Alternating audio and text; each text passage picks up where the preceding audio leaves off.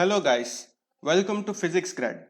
In this video, we are going to see how our Hamiltonian function changes when we look at it from the passive interpretation and active interpretation of a canonical transformation. So let us begin. In our previous lecture, we had seen that in active interpretation,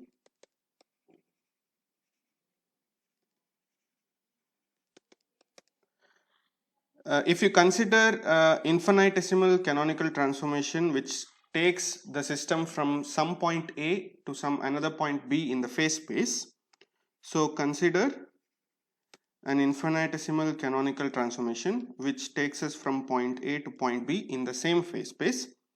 This implies that some function which depends on the state of the system is going to change in the following manner, which I'm going to call dou u. We have already seen this in the previous lecture. I'm going to call this as u of b minus u of a. Okay, and as we have seen in terms of the Poisson bracket expression, this is going to look like epsilon times the Poisson bracket of u and the function g, which is part of the generating function which generates this infinitesimal canonical transformation. Okay, now here if we take u to be equal to our vector eta, which is basically our initial coordinates and momenta, then we see that dou eta will be equal to epsilon times eta comma g, and this is nothing but equal to del eta, which we have seen in our previous lectures on infinitesimal transformations. Okay, so what this says is that the change in the coordinates is nothing but the difference between the new coordinates and the old coordinates, which in our case, since we are going from eta to eta plus del eta, the change in the coordinates should obviously be del eta. Okay, all right. So again, reminding you what the picture is when we talk about passive and active interpretation. So in the passive interpretation, we go from a phase space eta, where we define a point A in terms of the old coordinates, to a new phase space psi, where we have the corresponding point A dash, which is now a function of P and Q.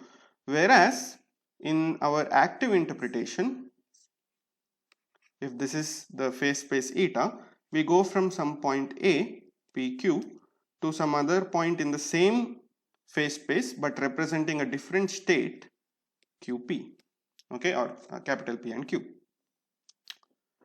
Now I ask the following question.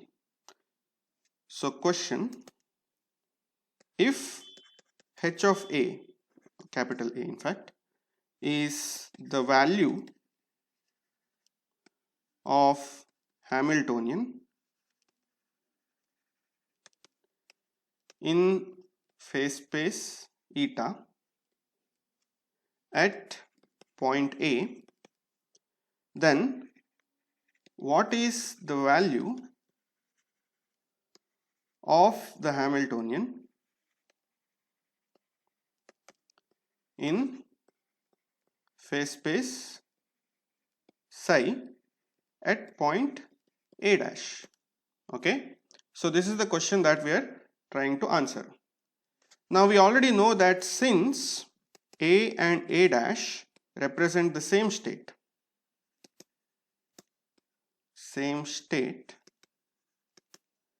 any function dependent on the state will have same values.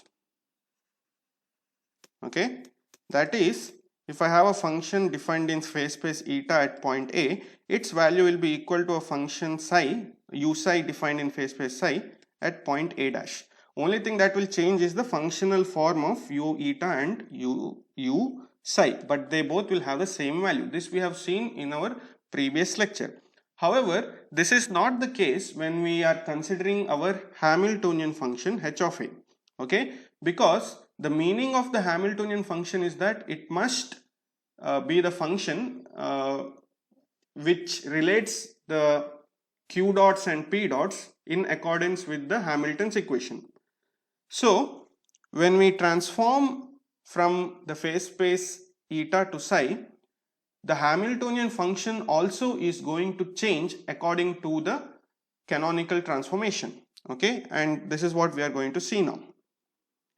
So this statement implies that h of a is equal to h of a dash in value. Okay, in value.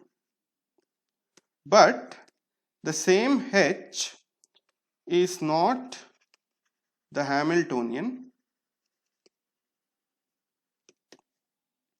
in phase space psi. Okay, so that is the function h of a dash is not going to give us the Hamilton's equations of motion in phase space psi. Okay, instead we need to define, so instead we need to use our Hamiltonian h dash of a dash, and to avoid too many prime notations here, I'm going to call this as k of a dash, our new Hamiltonian in the new phase space, which is related to the Hamiltonian in phase space eta as follows. So this relation we get, as we have seen, from our relations from the generating function itself. Okay, so our k of a dash, which we usually used to call it as h dash, is actually equal to h of a dash plus dou f by dou t.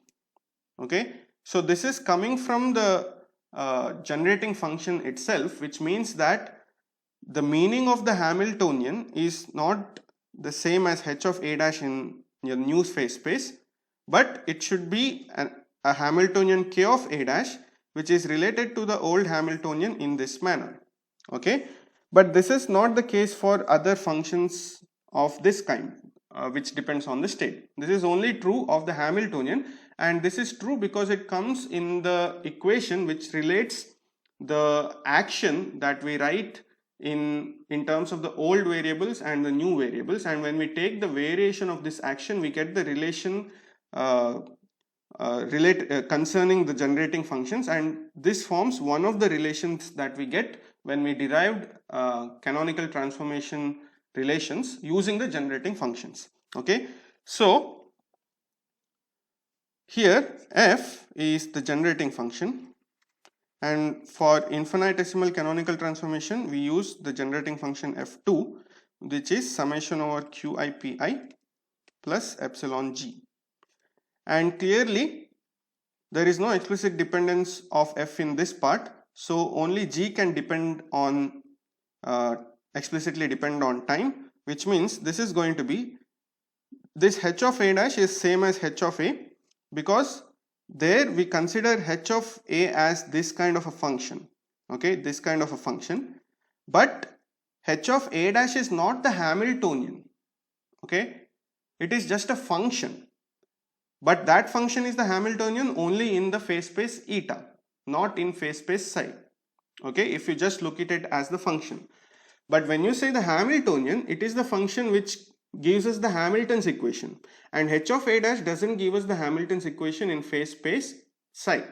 Okay, so we define our Hamiltonian in phase space psi as k of a dash, but we can have a function analogous to h of a in phase space eta, which is h of a dash, whose value is not going to change, but h of a dash is not the Hamiltonian in the new phase space.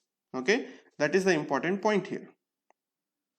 So h of a dash will have the same value of h as h of a, and f is only going to be explicitly dependent on time in terms of the function g. So this is going to be nothing but epsilon dou g by dou t. Okay, all right. Now we can view dou u as equal to u of b minus u of a, and we know that this is equal to u of b minus u of a dash. Okay, so what we mean by this is that, so let me call this equation number 1. This implies our dou u is difference. So when we look at it in this manner, how do we interpret it? We interpret it as the difference in the value of u under two different interpretations.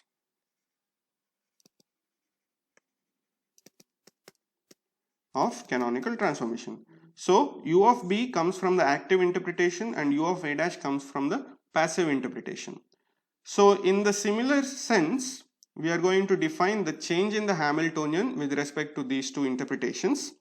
So in case of our Hamiltonian,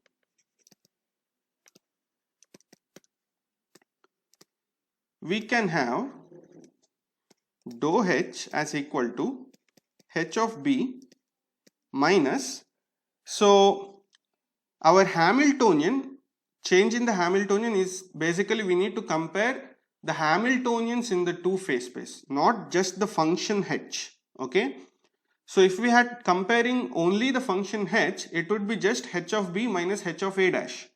But here we are not simply comparing the function h, we are comparing the Hamiltonians. So in the active viewpoint, the new Hamiltonian is still going to be h of b, whereas in the passive viewpoint, we need to define our Hamiltonian as k of a dash. Okay, so in that sense, we are calculating what is the change in the Hamiltonian in the two different views of canonical transformations. Okay, now here again, note the difference between equation 1 and 2, that is this equation and this equation. Okay, so what is this difference? In equation 1, u eta of a is equal to u psi of a dash.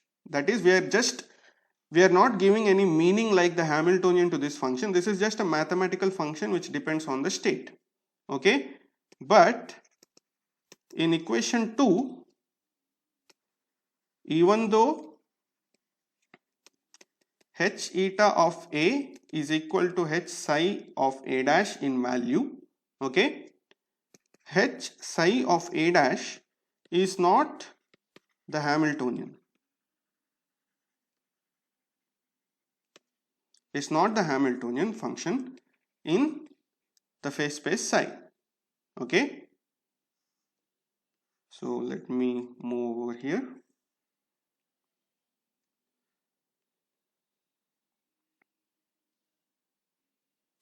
So this is because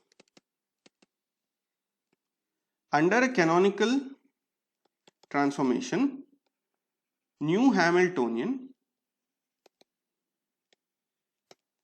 is k of a dash, which is h of a dash plus dou f by dou t, as we have seen.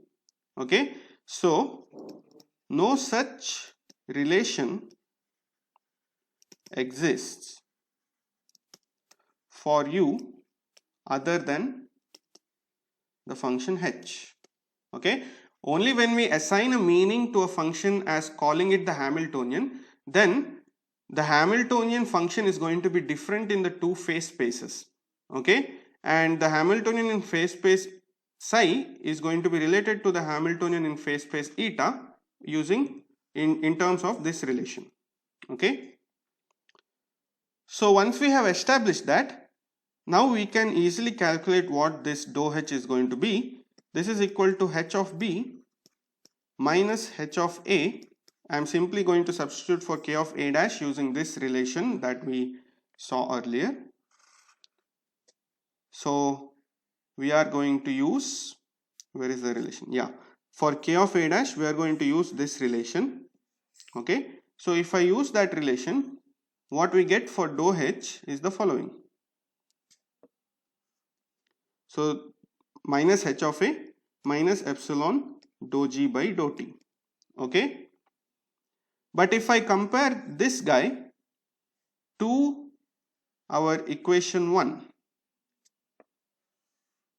okay, so if I compare that to this equation, h of b minus h of a is basically the same as writing this, or in other words, we are writing it in this manner. Okay, so h of b minus h of a, here it is u of b minus u of a, which means this is equal to epsilon times Poisson bracket of h along with g. Okay, so nothing different here, or what we are doing is that we are just writing this guy as Poisson bracket of h with g multiplied by epsilon, of course, and this term is epsilon dou g by dou t. Now we know that any function omega, if I take the total derivative of this with respect to time, this is nothing but equal to dou omega by dou t plus the Poisson bracket of omega with the Hamiltonian. So this is same as dou omega by dou t minus h omega. So comparing this with this guy, we see that this is nothing but equal to minus epsilon dg by dt. So what we have established is that dou h is equal to minus epsilon dg by dt. That is, the change in the Hamiltonian is equal to the total time derivative of the generating function, or it is proportional to the total time derivative of the generating function, and I'm going to call this relation 3. Okay, so therefore 3 says that if g is a constant of motion, okay, or in other words, if g is conserved, then the infinitesimal canonical transformation generated by it will not change the value of Hamiltonian. Okay, or in other words, the Hamiltonian is invariant under such an infinitesimal canonical transformation, because dou h will then be equal to 0, since dou h will be 0 if dg by dt is equal to 0, which means the value of the Hamiltonian does not change if we use a conserved quantity as our generating function. That is the important conclusion that we get from relation number 3. Okay, so therefore the constants of motion or integrals of motion that we have seen earlier are the generating functions of those infinitesimal canonical transformations that leave the Hamiltonian invariant. Okay, and this is a very important result, because soon in the next couple of videos we are going to see how this can be related to the symmetry of the system, and how this symmetry is going to imply some kind of a conserved quantity in terms of this formulation. Okay, so that is where this will be used in our future videos. So this is a very important result to be remembered. Okay, so thank you for watching. See you next time.